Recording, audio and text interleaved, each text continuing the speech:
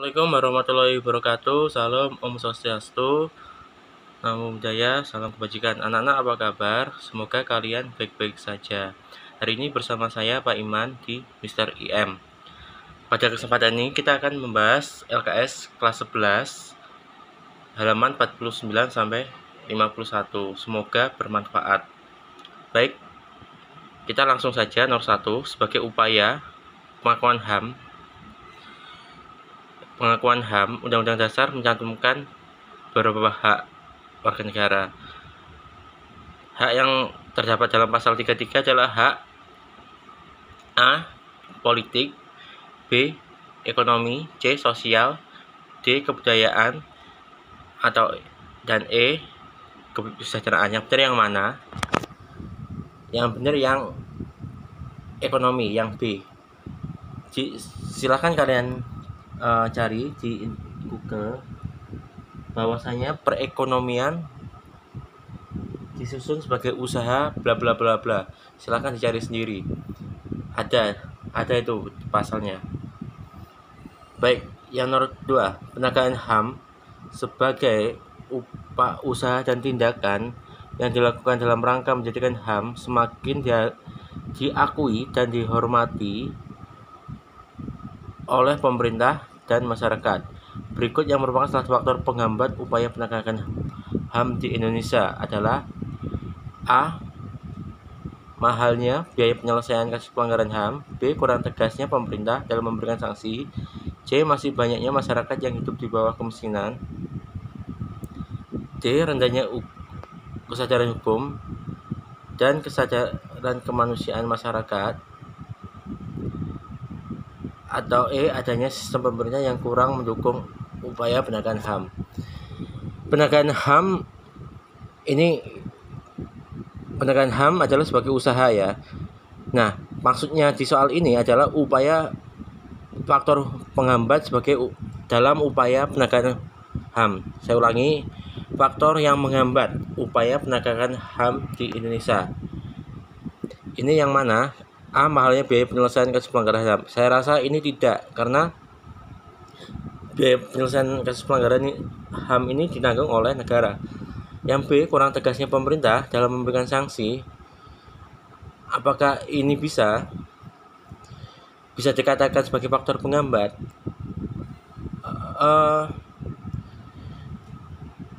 Saya rasa ini tidak merupakan faktor penghambat. Mengapa? Karena saya rasa pemerintah sudah tegas dalam memberikan sanksi. Yang ketiga, C. Masih banyaknya masyarakat yang hidup di bawah kemiskinan. Pilihan jawaban C ini saya rasa tidak relevan karena ini berkaitan dengan ekonomi. Sehingga kalau jika ada garis kemiskinan, maka yang terjadi adalah kelaparan dan kejahatan. Kejahatan pun itu adalah kejahatan yang lebih banyak tidak melanggar HAM. Walaupun ada, ini bukan merupakan faktor penghambat dalam penegakan HAM. Yang D, rendahnya kesadaran hukum dan kesadaran kemanusiaan masyarakat. Jawaban ini merupakan yang benar, jawaban ini benar. Karena apa? Karena jika kesadaran hukum dan kesadaran manusia itu rendah dalam masyarakat, maka upaya penegakan HAM ini akan terhambat. Mengapa? Karena mereka atau masyarakat akan menganggap sepele tentang HAM, sehingga di sini penegakan HAM ini menjadi terhambat. Yang E, adanya sistem pemerintahan yang kurang mendukung upaya penegakan HAM. Saya rasa ini salah. Mengapa? Karena sistem kita sudah mendukung upaya penegakan HAM, baik itu dari HAM ringan sampai HAM berat. Jadi jawabannya benar yang D. Perhatikan upaya penegakan HAM berikut. Pertama, penerima pengaduan sampai seterusnya. 2, penyelesaian perkara pelanggaran HAM. Ketiga, sosialisasi HAM pada masyarakat. 4, dibuatnya lembaga-lembaga pemantau, sampai seterusnya. Pertanyaannya adalah upaya penegakan HAM melalui cara penindakan ditunjukkan pada nomor A12, B13, C14, D23, dan E2 dan 4. Untuk tahu jawaban ini, kita harus tahu pertanyaan dulu. Upaya penegakan HAM melalui cara penindakan. Menindak. Artinya penindakan di sini adalah langsung memproses adanya pelanggaran HAM. Kita telah satu-satu dari pernyataannya. Pertama, penerima pengaduan dari dan korban pelanggaran HAM. Ini jelas merupakan cara penindakan.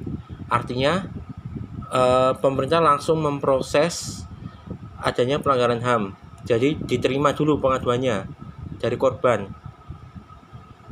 Yang kedua, penyelesaian perkara pelanggaran HAM berat melalui proses peradilan. Ini jelas merupakan suatu cara penindakan. Mengapa? Karena ini adalah sudah diselesaikan perkaranya. Ada kata penyelesaian perkara.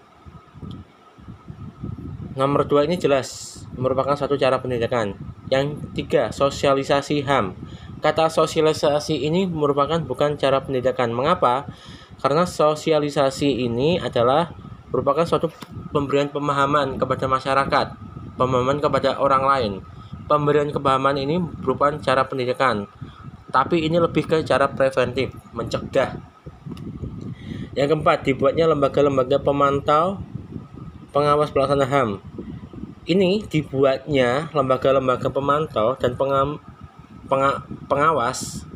Kata dibuatnya ini merupakan suatu proses musyawarah.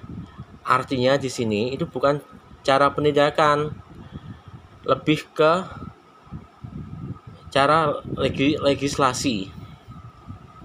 Jadi jawaban yang benar adalah yang A, 1 dan 2. Lanjut nomor 4. Sikap positif terhadap HAM, terhadap penegakan HAM sesuai sila kelima Pancasila adalah A, tidak memaksakan kehendak, B, menerima dan melaksanakan hasil keputusan bersama, C, menjaga keseimbangan antara hak dan kewajiban, D, cinta tanah air dan bangsa, E, rela berkorban demi bangsa dan negara. Untuk tahu jawaban ini, kita harus menggarisbawahi kata keadilan sosial. Keadilan sosial ini atau kita bisa katakan adil ini harus seimbang. Artinya antara hak dan kewajiban yang dimiliki oleh rakyat ini harus seimbang. Kalau A tidak memaksakan kehendak orang lain, ini bukan sikap positif sila kelima. Itu lebih ke sila ke-2 Pancasila, yaitu berkaitan dengan kemanusiaan. Yang B, menerima dan melaksanakan hasil keputusan bersama. Itu kata hasil keputusan bersama itu lebih merujuk atau lebih mengarah pada sila keempat Pancasila. Lebih membahas atau lebih berkaitan dengan musyawarah. Yang D, cinta tanah air dan bangsa, ini berkaitan dengan bela negara. Sama kayak E, rela berkorban, ini juga berkaitan dengan bela negara. D dan E ini merujuk atau sesuai di sila ketiga Pancasila. Jadi yang benar adalah yang C, menjaga keseimbangan antara hak dan kewajiban. Lanjut. 05. Pertama, ada pernyataan membuat undang-undang dan seterusnya. 2, menghargai kebebasan agama. 3, saling memberi kesempatan pada orang lain. 4, melaporkan jika tahu adanya pelanggaran HAM. 5, menghargai pendapat orang lain dalam sebuah rapat atau musyawarah. Pertanyaannya adalah di antara pernyataan tersebut yang bukan merupakan peran serta warga negara dalam upaya penegakan HAM ditunjukkan pada nomor. Nah, sini sudah saya garis tebal bukan. Maksudnya pertanyaan ini adalah peran apa yang tidak dapat dilakukan oleh warga negara yang berkaitan dengan HAM? Adanya penegakan HAM yang tidak bisa dilakukan oleh warga negara. Kita telah satu-satu dari poinnya. Pertama, membuat undang-undang tentang HAM. Membuat undang-undang tentang HAM ini bukan peran warga negara. Mengapa? Karena ini membuat undang-undang, kata membuat undang-undang ini adalah peran dari legislatif. Ayo, siapa yang membuat undang-undang? Silahkan diketik di kolom komentar.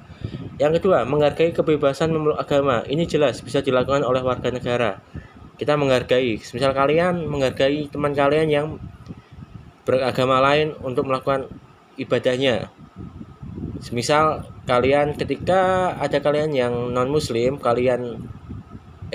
ketika kalian non muslim, lalu ada kalian yang beragama Islam yang sedang puasa, kalian bisa menghargai dengan cara kalian tidak makan di siang bolong di hadapannya. Yang kedua jelas. Yang ketiga, saling memberi kesempatan beribadah kepada orang lain, ini juga jelas bisa dilakukan oleh warga negara. 4, melaporkan jika tahu adanya pelanggaran HAM. Ini bisa dilakukan oleh warga negara. Misal kalau kalian mengetahui tetangga kalian sedang melakukan kekerasan terhadap anaknya, semua memukul atau membunuhnya, kalian bisa melaporkannya ke pihak berwajib. Yang kelima, menghargai pendapat orang lain dalam sebuah rapat atau musyawarah. Ini jelas. Pendapat orang lain ini juga bisa pendapat negara. Misal negara membuat PPKM, membuat aturan tentang PPKM, kalian bisa menghargainya. Misal dengan cara memakai masker memakai masker, terus kalian tidak bekerja di siang hari karena ada WFH dan WFO. Itu merupakan bentuk menghargai pendapat. Sehingga di sini pendapat 05 ini merupakan peran warga negara. Jadi yang benar yang A, nomor 1, membuat undang-undang tentang HAM. Silahkan diketik di kolom komentar siapa yang membuat undang-undang tentang HAM. Yang keenam, berikut faktor internal penyebab pelanggaran HAM adalah A, penyalahgunaan kekuasaan, B, kurang tegasnya aparat penegakan hukum, C, rendahnya kesadaran hukum, D, penyalahgunaan teknologi, E, kesenjangan sosial dan ekonomi. Ini adalah faktor internal. Faktor internal ini adalah faktor yang bersumber dari diri dari pelanggar itu sendiri atau faktor psikologisnya. Penyalahgunaan kekuasaan ini, oke, kita bahas satu-satu. A, penyalahgunaan kekuasaan. Penyalahgunaan kekuasaan ini bisa dilakukan jika ada kesempatannya, jika ada orang lain yang mendukung. Jelas di sini yang penyalahgunaan ini bukan merupakan faktor internal. B, kurang tegasnya aparat penegak hukum, sudah jelas bukan, karena tidak berasal dari diri pelanggar HAM itu sendiri. Yang C, rendahnya kesadaran hukum, ini jelas bisa dialami oleh semuanya, rendahnya kesadaran hukum. D, penyalahgunaan teknologi. Jawaban D ini tidak relevan. Artinya penyalahgunaan teknologi bukan merupakan faktor internal penyebab pelanggaran HAM.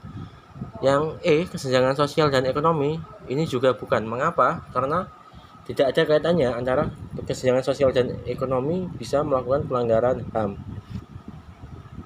Jadi yang benar yang C.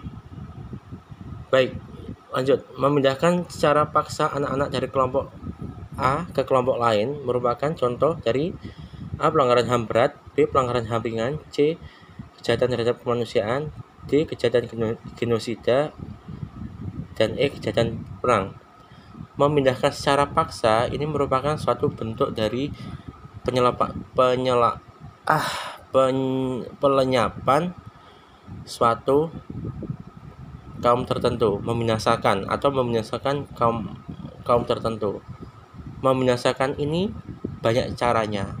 Misal menghancurkannya dengan cara mengebom, Semisal meracuni dengan racun yang dilakukan oleh Hitler. Semisal anak-anaknya diambil, diculik secara paksa.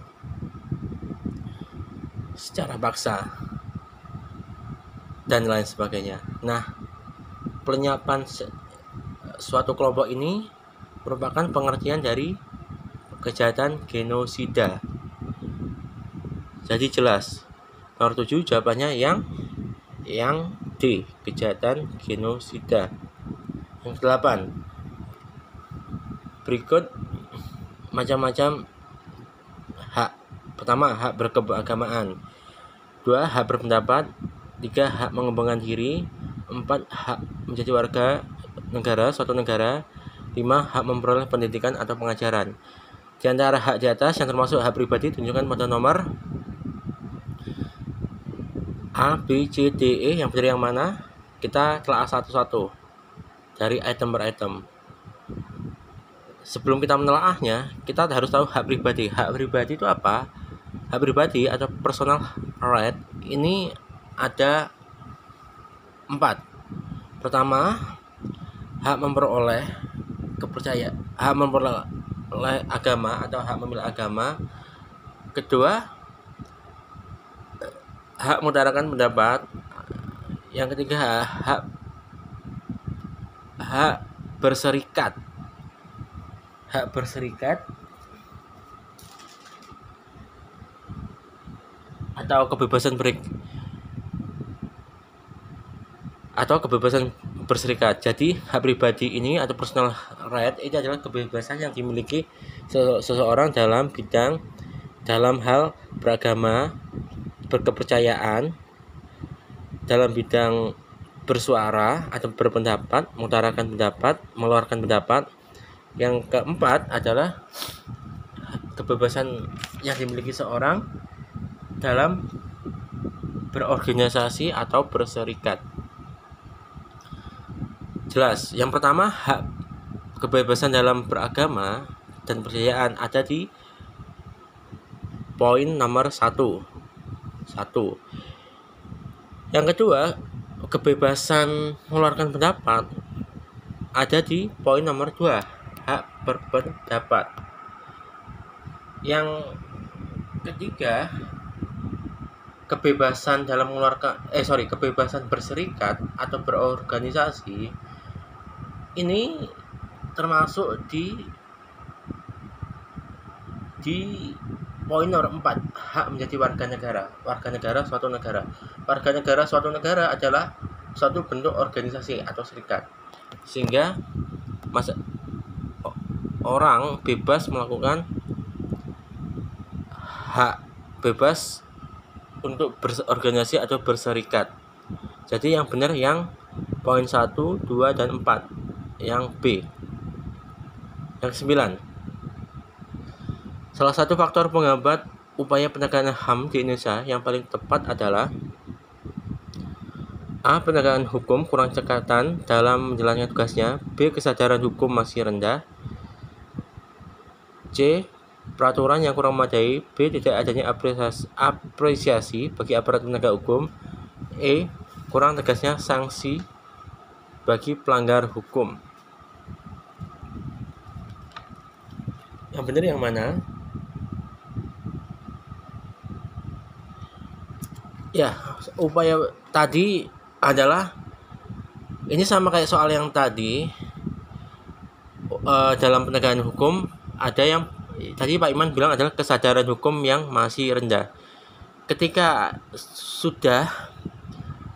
kita sudah tahu kesadaran hukum masyarakat itu rendah, maka sini harus ada sanksi yang berat.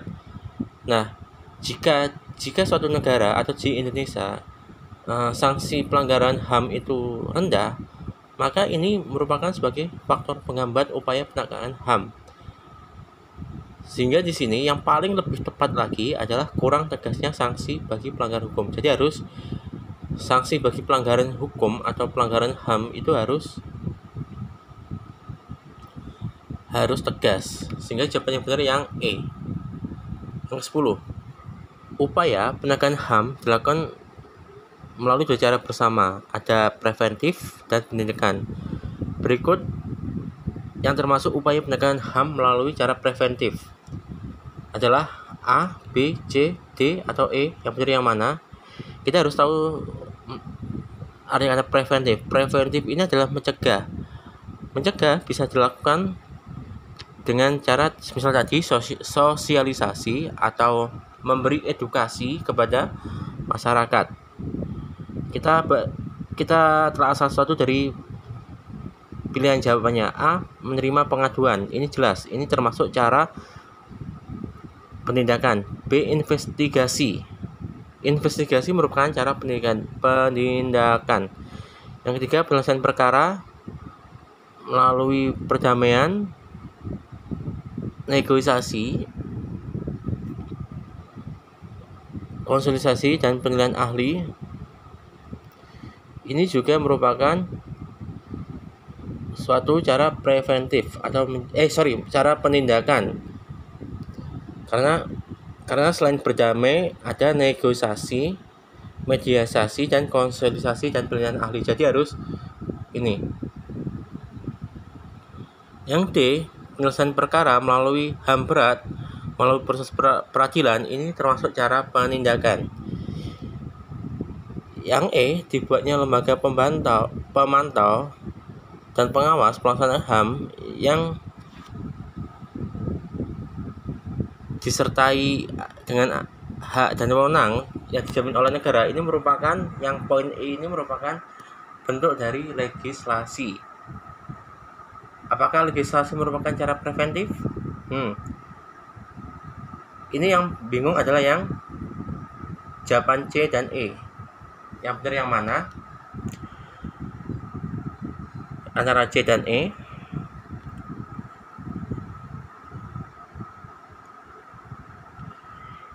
Mohon maaf tadi saya salah. Yang C merupakan cara preventif. Mengapa? Karena dia dilakukan melalui perdamaian. Jadi sebelum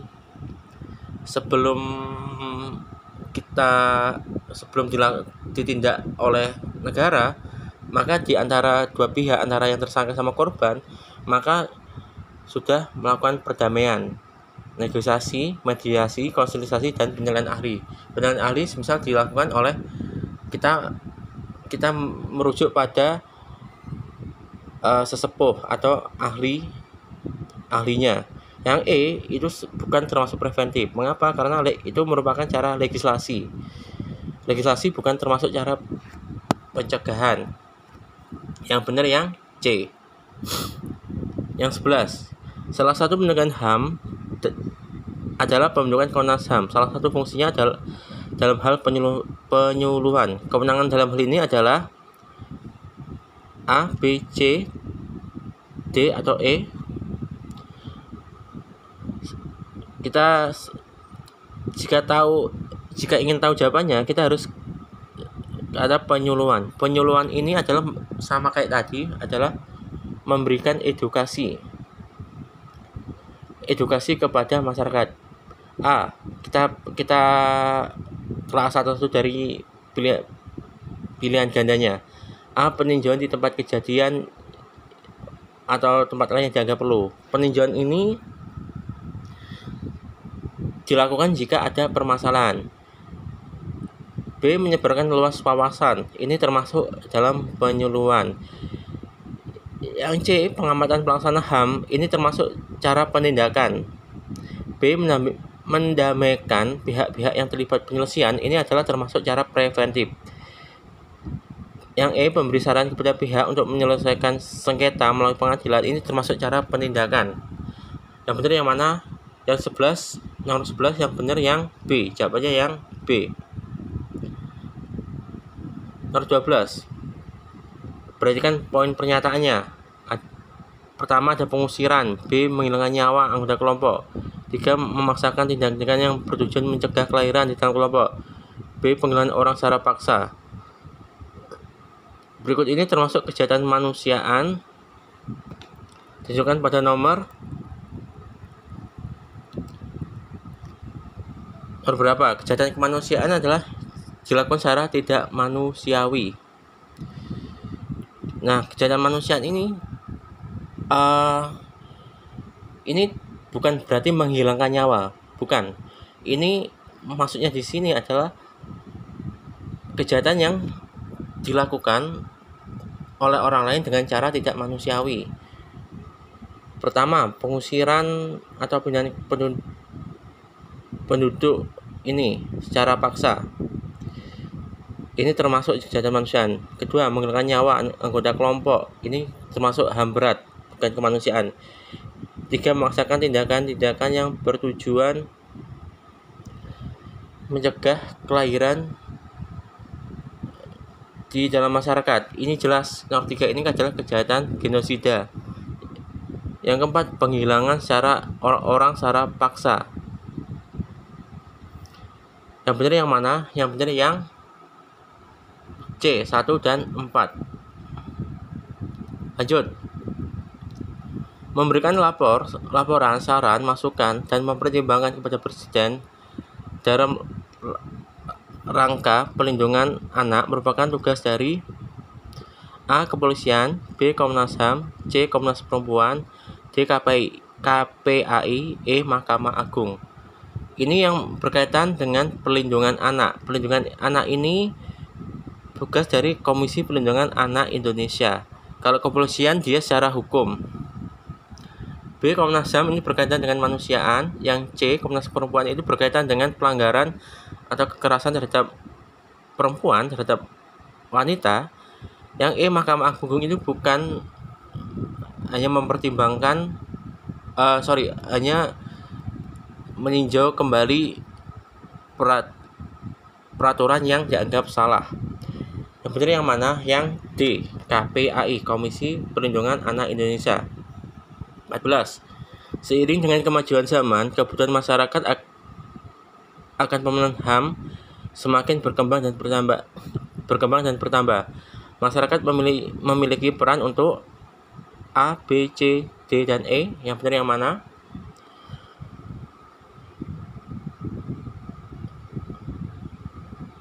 Untuk tahu jawaban ini kita harus tahu pertanyaannya.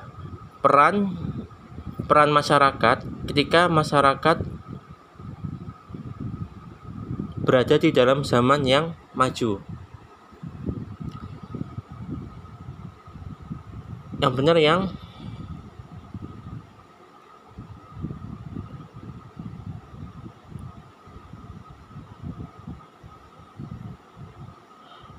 B, melaporkan kejahatan yang dilihatnya. Kalau yang A, membuat kebijakan terkait HAM ini merupakan tugas dari pemerintah. Yang C juga mengajukan draft kebijakan. Ini. Yang D, menyerahkan tanggung jawab pelindungan HAM kepada pemerintah. Ini tugas aparatur negara. Yang E, melakukan penelitian, pendidikan, dan sosialisasi. Ini harus dilakukan oleh lembaga-lembaga negara, semisal LIPI dan lain sebagainya. Yang benar yang B.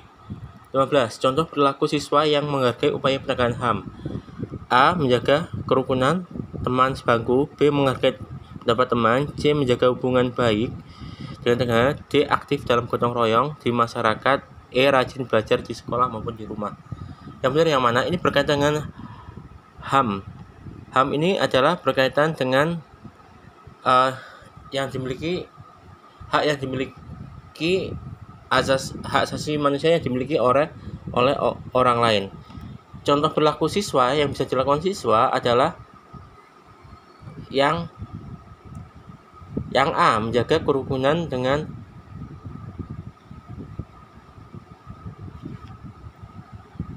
teman sebangku. Sehingga kalau sudah menjaga kerukunan maka dengan teman sebangku, dengan teman yang lainnya, maka juga bisa dilakukan. Kalau B, menghargai pendapat teman. Ini teman yang mana? Teman bermain, teman RT, atau teman apa? Atau teman online? Ini juga tidak jelas. C, menjaga hubungan baik dengan tetangga. Juga bukan.